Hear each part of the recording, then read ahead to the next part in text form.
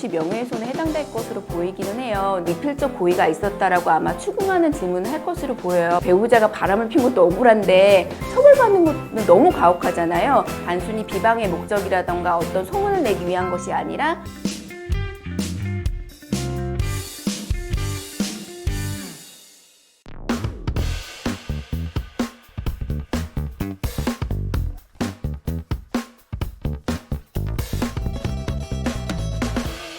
아무래도 상간녀가 만약 명예훼손으로 고소를 했다라고 하면 또 불륜을 저지른 사실이 맞기 때문에 사실적시 명예훼손에 해당될 것으로 보이기는 해요. 근데 물론 자기 자신의 배우자가 외도를 한 사실에 대해서 좀 추궁을 하기 위해 갔기 때문에 이거를 회사 커피숍에서 소문을 내려고 한 의도가 있었는지 부분에 대해서는 아마 불분명할 것으로 보이는데, 아마 수사기관에서는 그래도 회사에 찾아가서 이런 이야기를 고성으로 했다라는 것 자체에는 다른 사람들이 들을 수 있을 거를 예상할 수 있지는 않았냐, 아마 미필적 고의가 있었다라고 아마 추궁하는 질문을 할 것으로 보여요. 만약에 이 경우에도 정말 그럴 의사가 없었다라고 하면 나는 내연녀와 관계에서 사실관계를 물으려고 하는 거였고 나는 큰 소리로 당신이 내 남편과 바람을 피지 않았냐라고 한 사실은 없습니다. 저는 이 여자와 이야기를 하는 과정에서 다른 사람들이 엿들었다거나 아니면 미루어 짐작해서 외도를 했다라고 추측했을 수는 있지만 나는 그런 의도가 없었다라는 걸 좀 그래도 강하게 어필하는 건 좀 좋을 것으로 보여요.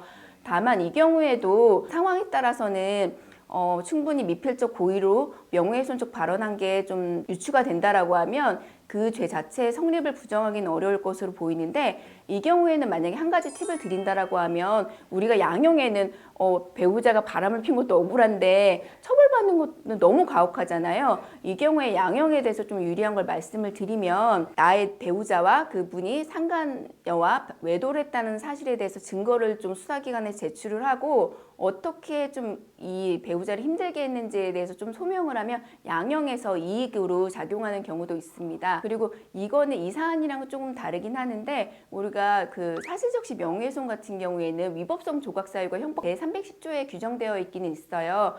내가 명예훼손하는 발언이 오로지 공공의 이익을 위할 때에는 위법성이 조각돼서 처벌받지 않는 경우도 있거든요. 만약에 사안을 조금 달리해서 이분이 회사 커피숍에서 이야기를 한 것이 아니라 이런 경우에는 나는 이런 경험을 했습니다. 다만 이렇게 여러분들이 좀 제스처였으면 좋겠습니다. 라고 해서 어떤 게시판에 사회 전반을 위해서 외도를 하는 게 좀 나쁘다는 의미의 공익적인 글을 올렸다라고 하면 아마 이런 경우에는 위법성이 조각돼서, 그러니까 똑같이 배우자의 외도 사실을 알리는 경우에 있어서도 이게 단순히 비방의 목적이라던가 어떤 소문을 내기 위한 것이 아니라 나와 같은 이런 좀 불가피한 처지를 다른 여성분들이 겪지 않는 취지에서 어떤 글을 올린 것이 있다라고 하면 이 경우에는 위법성이 조각돼서 처벌받지 않는 경우도 있을 것으로 보입니다.